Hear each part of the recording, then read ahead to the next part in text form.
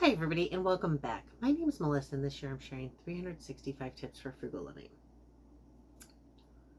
So let me start by saying this, just bear with me. Don't instantly jump to conclusions and say, she's fat shaming or she's horrible or whatever. But you're probably eating too much. Most of us do.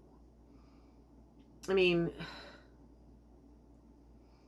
we did not get into this problem of the obesity epidemic by not eating too much. And no matter how much you want to blame the ultra processed foods, which it's definitely a problem. I'm not saying it's not, but it's because you eat so many of them, kind of a thing. You look and the serving size is. So the serving size for cereal is 1 cup. Now I eat, typically with most of them, it's like a cup. I eat 3/4 of a cup of Raisin Bran. For me, that is more than enough. But I also should preface that by saying I'm not really a morning eater. For me, it's kind of to put something in my stomach to start my morning routine, to wake me up, and to just make sure that I've kind of started that. So I don't have to think about it. I don't have to cook in the morning then. It just makes my life that much easier. So I do my cereal in the morning. But my kid is always like, how can you eat so little cereal? That and 4 ounces of milk with it. I do measure it. And I guarantee that if you just pour your cereal and your milk into a bowl, you are consuming more than the portion and more than the milk. And then you're sitting there thinking, oh, well, you're looking at a box and you're like, oh, well, this has 7 servings, let's say. And then you're surprised when it only lasts you 2 or 3 breakfasts. It's because, you're consuming too much. One, it can kind of throw off your calories, but two, it's kind of hard for planning purposes because then you're trying to figure out what's going on with your food budget, and you can't figure out why your food's not stretching. It's because you're not doing, you're not really planning, and that also can kind of throw you off. Now if I have so a bag of rice, and this has it's what, 2 pounds of rice, I think. I'm trying this one. It's Calrose rice, and it's a medium grain rice, and it's generic, and it's supposed to be like sushi rice. So sushi rice, I have not found a generic, and it's super expensive, so I'm trying this. I got it from Jewel. It says here, though, that there are, how many servings? 20 servings per container. And I think I paid $2.50 for this, maybe $2.99. And so that's pretty cheap. But if I find out I only get 10 servings, which, honestly, I'll probably get more than that. Let's see, it's, so, yeah, no, I probably do have about a serving of rice when I eat it. I normally have about 150 to 160 calories worth of rice. So, but that's like 20 servings for a few bucks. And if you go with a cheaper rice, you're paying 10 cents a serving. So it's not a huge deal, but it kind of can throw everything off. And then if you're getting it in the huge bags, then that also is beneficial. But it's not as hard as the things like the cereal or the chicken nuggets, when you look and it's 4 chicken nuggets as a serving or 5 chicken nuggets as a serving. And so then with the consuming too much, so no, I don't want to I'm not trying to be old school. I got a old school diet book from the library. It wasn't in circulation. It was at the book sale, and I should have kept it just to show people. I ended up throwing it out, but I got it to show, I think, my kid or something, the difference between dieting now and dieting in the 90s. And I remember it said there were 3 diet plans. The first was the low calorie one, lowest calorie one, and that's if you wanted to lose weight quickly and you were dedicated. The second one was the mid calorie one. You weren't going to lose the weight as quickly, but it would still come up. And third, that was for those of you who really couldn't make that commitment. Weight was going to take a really long time to come off, and it was going to be hard, but you would eventually be able to do it. Guess how much each of those are? I'm going to pause here for dramatic effect and for you to all think about it. How much was the good weight loss, the okay weight loss, and the it's going to take a long time to lose the weight? How many calories do you think? Well, we'll start with 1,200 calories. Do you think 1,200 calories is the going to lose weight really quick, going to be okay, or going to be slow? By today's standards, most people would look at 1,200 calories and tell you that is not enough food. You need to consume more. Mind you, this was for men and women. And women, it was really recommended that you do not try the 1,200 calorie. And then it was 900 and 600, I want to say. Or maybe it was 900, 1,200, and 1,500. Anyways, whatever it was all of them were really low. And they also accounted for a more active lifestyle.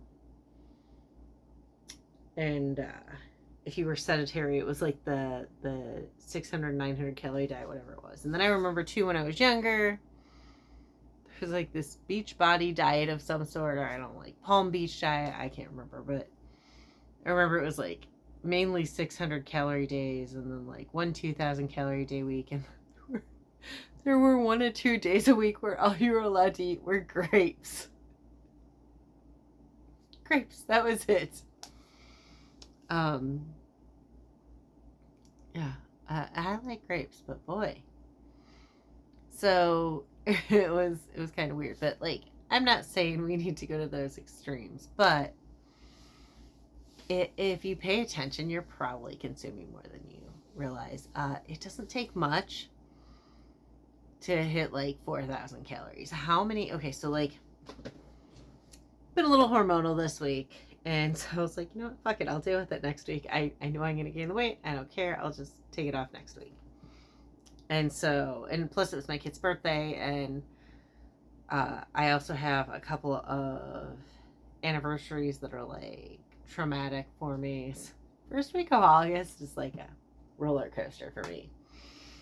Add hormonal changes to the first week of August, and you've got a really testy person on your hands. So I had like a pint of Ben & Jerry's ice cream. Now, that may seem excessive, but I know a lot of us have, on a bad day, had a pint of ice cream. That's like 1,200 calories right there. You have to understand, on the average day, I tend to consume 1,500 to 1,600 calories. So 1,200 calories, that's a lot for me. I also had tacos on Tuesday. We went out to a buffet for my kid's birthday on Wednesday. So lots and lots of calories. And like, I remember being at the buffet, and it's like an all-you-can-eat buffet. And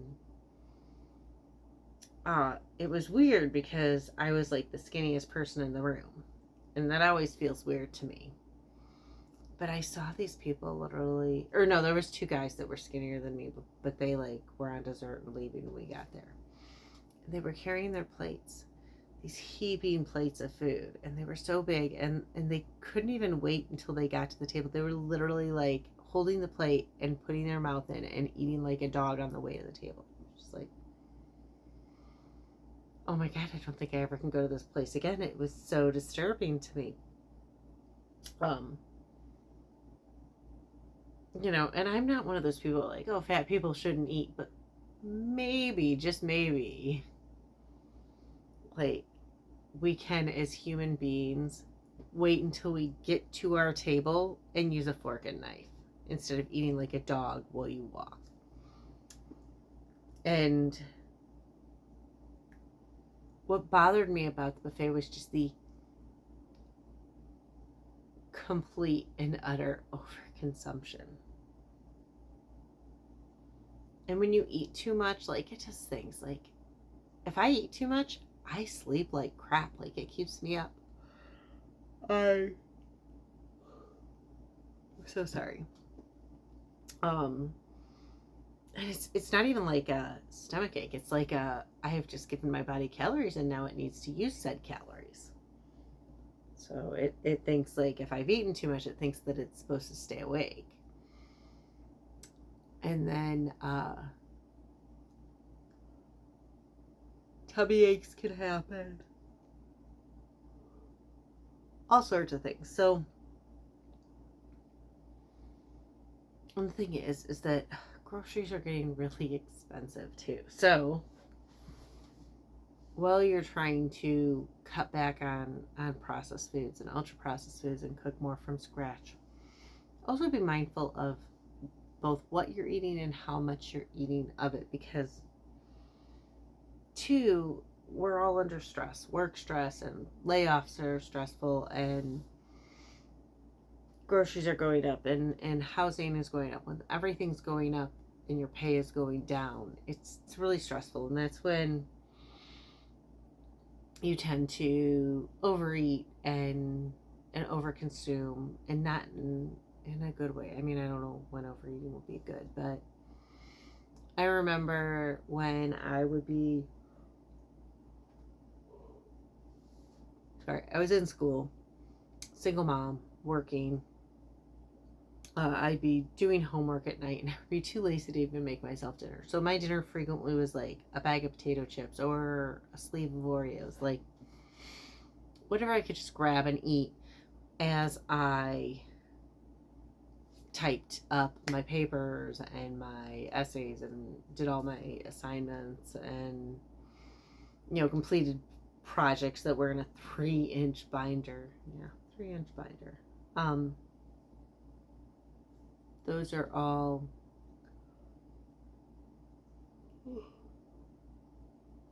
so sorry. Those are all things that, like, when you're stressed and everything, you're going to eat poorly, and then eating poorly is going to lead to weight gain, and it's going to lead to a more expensive grocery bill, and it's just going to create this like horrible cycle. And it's really easy to slip back into. I mean, I'm not going to lie. I mean, I've been battling the same 20 pounds on again, off again, on again, off again for months now. And I can tell you why. It's all because I get stressed out and I eat.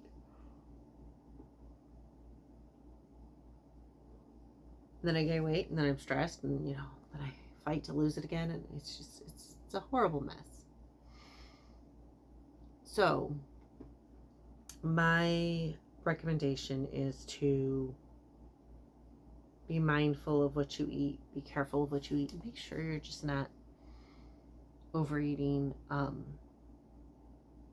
because overconsumption can lead to health problems. It can lead to a higher grocery bill, and health problems can lead to more expenses. So, I mean, it's just simple, affordable meals. That's the way to go. It's the way to keep it frugal. Anyways, again, my name's Melissa, and this year I'm sharing 365 tips for frugal living. If you want to hear more, please hit like and subscribe, and I'll see you all tomorrow.